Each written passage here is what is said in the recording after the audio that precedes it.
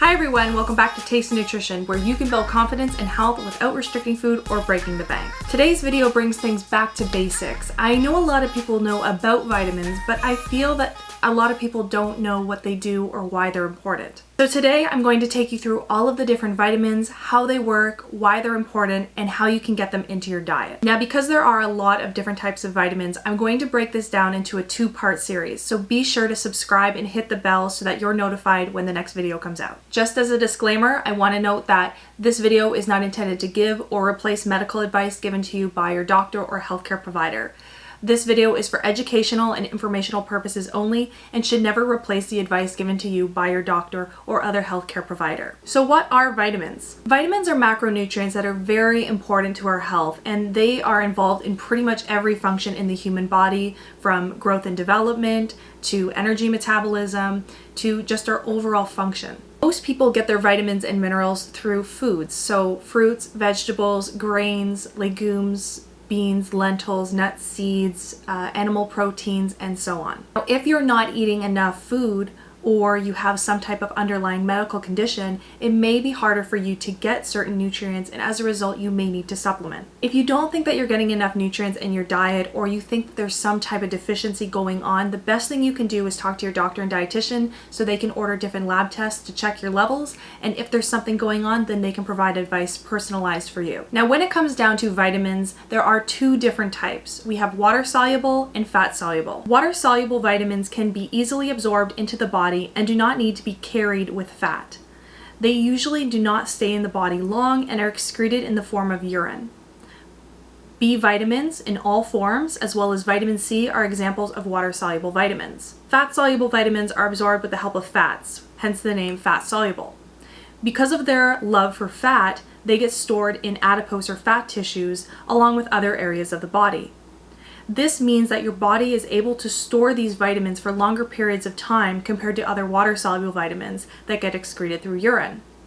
Vitamins A, D, E, and K are all fat-soluble vitamins. As I mentioned, most people get their vitamins through food, but you can get them through supplements. However, not all supplements are created equal, and certain vitamins are advantageous to get through supplement, while others are a complete waste of your money. So in this video and my next video, I'm going to go through every single vitamin and let you know whether or not you just can get it through food, whether a supplement is necessary and when it is necessary, as well as why these vitamins are important to your overall health. So let's start off with vitamin A. Vitamin A is a fat-soluble vitamin that majority of us already know about. Most of us think of carrots and vitamin A pretty much as a duo. Now, there are two forms of vitamin A, and it is important to understand this. The first one is preformed vitamin A. Preformed vitamin A is literally vitamin A, and it's a general term for a group of similar compounds such as retinoids, retinol, retinal, and retinoic acid. Essentially, preformed vitamin A has nothing else it needs to do in the body and is directly viewed in the body as vitamin A. The other one is provitamin A. Provitamin A is also referred to as carotenoids, and these are precursors to vitamin A because they are converted into vitamin A in the body. Though there are many different types of carotenoids, the main one that is converted into vitamin A in the body is known as beta carotene, and this is what we predominantly find in orange and red pigment vegetables. Beta carotene in particular is well known as a strong antioxidant that helps to fight free radicals throughout our body to help prevent chronic disease and heal our cells. Other carotenoids include lycopene, zeaxanthin, cryptoxanthin, and lutein. And these carotenoids are very beneficial for our health, but they're not converted into vitamin A in the body nearly as much as beta carotene is. You'll find vitamin A in certain foods such as liver, milk, eggs, other dairy products, certain fish, as well as cod liver oil. Also, certain cereals and margarine may be fortified, meaning that they add vitamin A to these products. The one thing to keep in mind though is that vitamin A can lead to toxicity, and in particular when you eat a high amount of liver or you consume a lot of cod liver oil, this runs your risk of vitamin A toxicity. And if you're pregnant, I would avoid taking cod liver oil, and I would also err on the side of caution when you're consuming liver or high vitamin A foods. However, most people actually get their vitamin A through beta carotene, so it ends up being converted in the body. And we find beta carotene again in a lot of orange, yellow, and red colored vegetables and fruit. This would include foods such as tomatoes, tomato products such as ketchup, carrots, papaya, squash, pumpkin, as well as a variety of green leafy vegetables such as spinach, kale, and basically any other leafy green you can think of. The reason why green leafy vegetables are high in carotenoids, but they're not orange or yellow or red in color, is because they also contain a pigment called chlorophyll. And chlorophyll is a green pigment that is very, very strong, and we notice this on leaves on the trees as well as green leafy vegetables. This is why in the fall you'll notice that leaves start to turn orange, yellow, and red, because leaves actually do contain carotenoids, but chlorophyll is very, very strong when the heat is high as well as the sun is out longer. So as we start to go away from the sun and the weather starts to cool down, chlorophyll isn't as strong anymore, so the carotenoid pigments come out. Now, because both beta carotene and vitamin A are both fat soluble, I actually recommend that you pair them with a fat when you're eating them in your diet. When you pair them with a fat, this actually helps to increase absorption in the body, and as a result, you actually benefit more from it. So for example, if you're going to have raw carrots, I would actually put them with a dip that has some type of fat in it. If you're going to have squash, you could drizzle some olive oil on top. Or if you're having a salad, I would incorporate maybe some avocado as a vegetable that you can add to it. So why is vitamin A so important? Vitamin A is important for a variety of different reasons. It's important for our eye health, it's important for cell differentiation, it's important for our immune health, bone health, growth and reproduction, as well as skin health. For eyesight, vitamin A is particularly important for night vision. Essentially, without going into the whole biochemistry of it, what vitamin A does is it helps to replenish rhodopsin, which is found in the rods of our eyes. Basically what happens is when we have a flash on our eyes or we're trying to see in the dark, rhodopsin levels actually lower, and vitamin A helps to replenish that, and as a result it helps us see better. Also, various carotenoids such as beta carotene, lutein, and zeaxanthin have also been associated with improved eye health. For skin health, vitamin A is huge. I'm sure you've heard that vitamin A, especially in the form of retinol, is very, very popular as a skincare product. It's very popular because it helps with acne, it helps with anti-aging, it helps with cell turnover, and really it's considered a miracle product for the skincare community. However, the one thing to keep in mind is that vitamin A in the form of retinol, when you apply it to the skin, is going to have these benefits. However, there's no research to say that if you were to eat a bunch of carrots, you would all of a sudden have increased cell turnover. However, that doesn't mean that you should just not have any foods high in vitamin A or beta carotene if you're trying to improve your skin health. These foods are very high in antioxidants, which actually help to fight off free radicals that damage our skin cells. So by applying vitamin A topically to your skin, as well as eating foods high in vitamin A and beta carotene, you're protecting your skin internally and externally. Now, should you supplement with vitamin A? Simply put, the answer is no, unless your doctor tells you to. If we have too much vitamin A in the body, this leads to what's known as hypervitaminosis A, which is also known as vitamin A toxicity. But if you're taking a supplement that contains beta carotene, it's considered safe and I wouldn't worry too much about toxicity. However, I would really be careful with vitamin A supplements that are pure vitamin A. Since we can get enough vitamin A and beta carotene through food, I would just focus on that. Any type of vegetable or fruit that is orange, yellow, green, or red will typically have high amounts of beta carotene. In fact, this is why healthcare professionals always say to have at least one orange and one green vegetable a day. It's to make sure that you're getting enough beta carotene in your diet. When it comes to how much you need in a day, most women and men need 700 micrograms and 900 micrograms respectively. Again, this is very easy to obtain in the diet, so that's where I would focus first. And then if you have concerns, talk to your doctor or dietitian. Okay, so now we'll move on to vitamin B. Vitamin B is a water-soluble vitamin, and there are 8 different types. Altogether, these are known as vitamin B complex. Generally speaking, B vitamins are important for virtually every single reaction in the body, one way or another. They're important for our immune system, our nerve function, our heart health, hormone production, energy production. They're important for metabolizing proteins, fats, and carbs.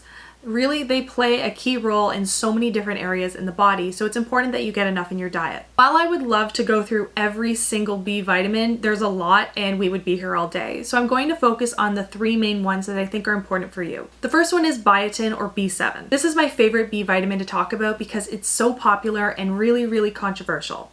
It's responsible for many different metabolic functions in the body, but most people think of hair, skin, and nail health when it comes to biotin. Interestingly, biotin is also known as vitamin H, which stands for Hor und Haut in German, which means hair and skin. Biotin is found in so many different types of foods. It's found in egg yolks, liver, cauliflower, mushrooms, soybeans, beans, lentils, almonds, nuts and seeds, as well as whole grains. It's also widely found in supplement form. We know this when we go on social media, like every single celebrity promotes it. and you can also find it in a variety of multivitamins. Interestingly, biotin is also naturally produced in our intestine by the bacteria that live there. So really, if we eat enough foods that are high in biotin and our body produces enough via our bacteria in our intestine, we really don't need to supplement for the most part. However, those that are pregnant, abuse alcohol, or regularly eat egg whites that are raw may have a biotin deficiency and definitely should talk to their doctor about that. Now, it is true that biotin plays a key role in hair growth because it helps with keratin synthesis. Keratin is the main protein that we find in our hair that contributes to a healthy hair shaft, its shine, and overall strength. If biotin levels are too low, this can lead to hair loss and poor hair growth. However, considering most of the population gets enough biotin in their diet as well as from their intestinal bacteria, there's no need to take a supplement. It's a water-soluble vitamin, so any excess we have gets excreted through our urine. In fact, a lot of high-quality, large-scale studies have found that unless you're deficient in biotin, which again is very rare, you don't benefit from taking a biotin supplement, and it pretty much is a waste of your money. So because it's a water-soluble vitamin, as I mentioned, what you're ending up doing is just paying for really expensive pee. And the reason why so many companies and celebrities promote biotin supplements is for a few reasons. One, a lot of people want to look and feel their best, and one of the ways we feel our best is when we have strong, healthy hair, as well as nails and skin. So they take advantage of this by using celebrities to promote their products, but a lot of these celebrities first are paid hundreds of thousands of dollars per post to do this, and also they wear hair extensions and have a whole team behind them to help them look their best. So it's a little bit misleading. Though a lot of people tell me when they take biotin supplements, they feel like their hair is going stronger and it's growing faster. There are a couple of reasons why this might be happening. First, you may have been deficient in biotin, although it is rare. The other thing is that you might just be eating healthier because you're already starting to pay attention to the nutrients in your body. So by default, you might be having more protein, more different vitamins and minerals. You may be eating more in general, which is beneficial for hair growth. All of these factors can come into play, which may actually make your hair grow better, stronger, and potentially faster. Next, we have folate. Folate is a very, very important B vitamin. In particular, folate plays a crucial role in preventing neural tube defects such as spina bifida and anencephaly. Spina bifida is when the spinal cord of the fetus does not close properly, and then anencephaly is when the brain and surrounding area does not form and close properly as well. Most healthcare professionals recommend that women of childbearing age or those who are planning to become pregnant take a folic acid supplement of at least 400 micrograms per day. The reason why is because the neurotube defects can occur at 4 weeks of pregnancy, and a lot of the time women don't even know they're pregnant at this time. So by ensuring that you're having enough folic acid and folate in your diet, this can help prevent that from happening. This is also why white breads must have folic acid added to it.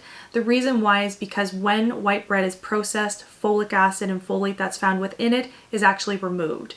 So they have to re-add it to white breads to ensure that most of the population is getting folic acid in their diet. And on a side note, you notice that I'm saying folate and folic acid. Folate is the natural form that is found in food, and folic acid is the synthetic form that we add to foods or supplements. Another reason why folate is so important is because it can help prevent anemia. I know a lot of people associate anemia with iron, but if you're low in folate or vitamin B12, you can also experience anemia as well. So it's really important that you get enough folate in your diet, and foods that are high in folate include dark leafy green vegetables, beef liver, avocado, papaya, orange juice, eggs, beans, nuts, breakfast cereals, and fortified wheat breads, etc. If you're a male or you're not of childbearing age, you likely do not need to take a supplement. You can probably get enough folate in your diet through foods alone. However, if you are a woman of childbearing age, it is recommended that you take a supplement that contains at least 400 micrograms of folic acid per day in the event that you could potentially become pregnant. You can take folic acid by itself, but a lot of healthcare professionals and myself recommend that you take a prenatal vitamin because it contains a variety of other nutrients as well as the folic acid you need. However, you don't want to take too much either, because if you take more than 1,000 micrograms of folic acid per day, this can actually mask a vitamin B12 deficiency, which I'll talk about right now. So the last vitamin I'll talk about is cobalamin or vitamin B12. Vitamin B12 is important for so many different reactions in the body, and really it's involved in so many, but the main ones are neurological function, it's important for DNA synthesis, our immune function, creating new red blood cells, as well as metabolism of proteins and fats. Now, most people that are vegan or vegetarian will take a vitamin B12 supplement because they are at an increased risk of deficiency, and this is a good idea. The reason why is because B12 is found in mostly animal products, so if you're not eating a high amount of animal products complex in your diet, or you're not eating them at all, you're at an increased risk of deficiency since it'll be harder to obtain through your diet. Those who are at an increased risk of deficiency beyond vegetarians and vegans include women that are pregnant or breastfeeding, as well as those with digestive disorders such as celiac disease, Crohn's disease, or ulcerative colitis. However, keep in mind that vitamin B12 deficiency is still common in the general population as well. Just like folate, deficiency in B12 can lead to megaloblastic anemia. This can present as many different things such as pins and needles in your hands and your feet, red tongue or a sore tongue, different types of mouth ulcers, also irritability, difficulty seeing or vision impairment, difficulty coordinating or moving, so you're less coordinated or you're fumbling and bumbling more often, extreme tiredness to the point that even if you sleep a really long time it doesn't help, as well as chronic headaches. In fact, I find a lot of people that have chronic headaches tend to benefit from taking a B12 supplement. If you are concerned that you have any of these symptoms or you feel that you are deficient in B12, the best thing you can do is go to the doctor and they can run a lab test to check your levels. Foods high in B12 include clams, liver, beef, fish, nutritional yeast that is fortified with B12, milk, yogurt, cheese, fortified breakfast cereals, eggs, fortified plant milks, mushrooms, seaweed, algae such as chlorella, and cyanobacteria such as spirulina. Most people should aim for 2.4 micrograms of vitamin B12 through food or supplement every single day. If you're pregnant or breastfeeding, this can go up to 2.8 micrograms per day. If you choose to supplement with B12, that's totally fine. Just make sure you're choosing either methylcobalamin or cyanocobalamin. Most research suggests that both forms are adequately absorbed in the body, so you can choose one or the other. So finally, we'll talk about vitamin C. Vitamin C is a very important water-soluble vitamin, and again, this means that if we get enough in the body, we excrete it through our urine. Usually you'll see either vitamin C, ascorbic acid, or ascorbate on a label. Most people associate vitamin C with immune health and preventing scurvy. And the story behind vitamin C and scurvy is kind of interesting. So in the late 1700s and early 1800s, British sailors were traveling across the ocean and they started experiencing bleeding gums as well as death. And they couldn't figure out why. After a while, they realized that when sailors sucked on limes, so the lime juice that was in the limes, they actually didn't have these bleeding gums and they weren't dying. What they did was they always made sure that they had limes on board to make sure that they had these available to prevent them from getting sick. However, they didn't know for over 100 years later that it was actually vitamin C that was preventing scurvy from happening. In addition to this, vitamin C is important for collagen synthesis. And collagen is a structural protein that is found in our skin, our joints, as well as other areas of the body. In fact, it is the most abundant protein that we have in our body. Collagen is also important for wound healing. So if you cut open your hand, you have a scar on your face, collagen helps to repair that. This is one of the main reasons why you see vitamin C as a main ingredient in skincare, because not only does it help with clearing up acne scars and wound healing, it also helps with anti-aging as well. However, vitamin C in skincare is very, very, very sensitive and it can oxidize very easily. So it has to be formulated in a way that can last until you use it. Like I mentioned with vitamin A, vitamin C can be obtained through the diet, and this is a really easy way to help heal our skin, heal our joints, and heal our body from the inside. In particular, because vitamin C is such a potent antioxidant, it helps to prevent free radical damage in the body and ultimately help lower our risk of chronic disease. Some common sources of vitamin C include papayas, bell peppers, strawberries, guava, pineapple, kiwi, oranges and orange juice, grapefruit, mango, Brussels sprouts, broccoli, cauliflower, rose hips, and so on. So it is a fact that if you consume enough vitamin C, this can help with collagen synthesis, so this can help create stronger skin and stronger joints. However, when it comes to our immune health, this is where things get a bit controversial and a little misleading. So it is true that vitamin C plays a crucial role in our immune health. It helps the function of our immune cells as well as the production of new ones. However, there actually isn't a lot of high quality research that tells us that taking a vitamin C supplement when you're sick will actually help prevent it or cure it. In particular, if you were to take a vitamin C supplement when you already have a cold, it's not really going to do anything for you. However, some research does show that if you're regularly consuming enough vitamin C and you can get it through diet, this can prevent the length of a cold and as well as the severity of different symptoms. However, even the research is a bit wishy-washy on that. Fortunately, you can get vitamin C in the diet and you do not need to take a supplement at all. We only need 90 milligrams of vitamin C in our diet per day, and that is so easy to get through our diet. So for example, you could have one papaya, which provides 180 milligrams. You could have a cup of orange juice, which provides 124 milligrams. You could have a small red pepper, which gives you 94 milligrams. You could have 2 kiwis, which gives you 128 milligrams. And a variety of other vegetables and fruit essentially in the diet will give you this. The reason why supplementing isn't really going to benefit you is because it is a water-soluble vitamin. So if you're already getting enough through your diet and your body has enough to work with, it's going to be excreted through your urine. By far, the best thing you can do is eat enough vitamin C every single day so that it can help support your immune system so that when you do get a cold, you're better off dealing with it. So from today's video, you learned the benefits of vitamin A, the B vitamins, as well as vitamin C. When it comes to supplements, the best thing you can do is talk to your doctor or healthcare professional that can help you with your specific condition and your specific needs. Everyone will need different things, so me telling you to take a supplement without knowing your medical background makes no sense, and I would never want to do that. My philosophy is a food first approach. So what you should do is try to get enough nutrients through your diet, and then if you're deficient in any way, shape, or form, then you can supplement after. I'm not anti-supplement. I take certain supplements myself, but I think we need to be very cautious of the supplements we're taking and not just shove a bunch of pills down our throat hoping that'll make us healthy. The other thing about getting nutrients through food is that nutrients act synergistically in food, and they don't do this in supplements. And when I say synergistically, what that means is all of the nutrients work together and in unison and actually perform better in the body when we get them through food. Unfortunately, this synergistic action doesn't happen from supplements, so you're better off getting your nutrients through food most of the time. If you enjoyed today's video, be sure to like it, because when you like a video, it tells me you enjoyed the content, so I'll make more of it. And also be sure to subscribe and hit the bell icon so that you're notified when this part 2 of this series comes out. And I'll see you next time.